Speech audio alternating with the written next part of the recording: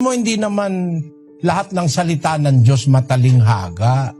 Napakaraming salita ng Diyos, simpleng-simple. Gaya, igalang mo yung ama't ina. Ibigin mo ang iyong kapatid. Huwag kang magtatanim ng galit. Hindi naman yun eh. Ang mga utos, simple lang eh.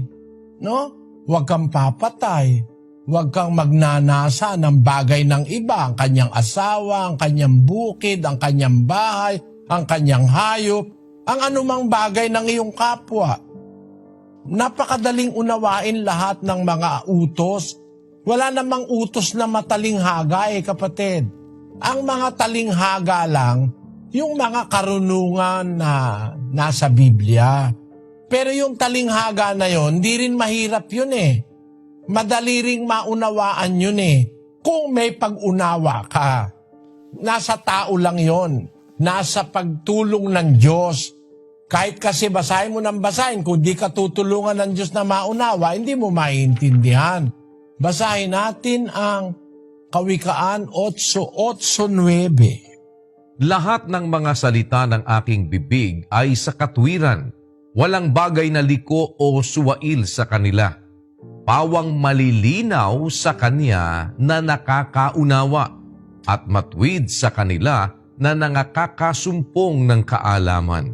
Kailangan pala yung taong nagbabasa may unawa. Bigay ng Diyos yun, kapatid. At matwid yun sa kanila na nakakasumpong ng kaalaman. Pakinggan mo sa 3:13 ng Kawikaan. Mapalad ang tao na nakakasumpong ng karunungan at ang tao na nagtatamo ng kaunawaan. Pag may unawa ang magbabasa ng Biblia, maintindihan mo. Kaya hindi nauunawa nung iba, hindi naman siguro para sa kanila ang makaunawa. Halimbawa, sumulat ang tatay mo sa'yo. Sabi niya, Clarissa, yung pinag-usapan natin nung Enero, gawin mo na. Mayo na ngayon o Hunyo na ngayon. Mag-aanim na buwan na, gawin mo na yon. Sabi ng tatay mo sa sulat. Tapos, patayin mo lahat ng manok. Yung pala, meron kayong alagang manok, pinapapatay niya. At saka bukod doon, may pinag-usapan pa kayong iba. Kahit ipabasa mo sa lahat ng tao yon, hindi naman sila ang kausap ng tatay mo, hindi nila maintindihan. Ano ba yung pinag-usapan nyo nung Enero? Yung utang sa bangko, mag-due ng June. Kaya yung lahat ng manok, papatayin mo, papagbili mo, tapos yung pinagbilan, papambayad nyo sa utang. Ikaw lang ang makakaintindi nun. Kahit sino magbasa nun, baka pag binasa yon kung anong gawing masama Sabi, patayin mo lahat ng manok.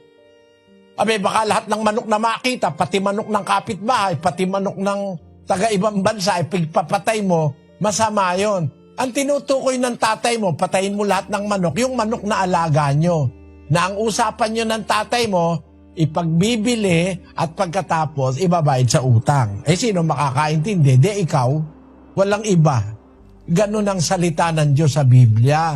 Ang salita ng Diyos, intended sa mga tao ng Diyos.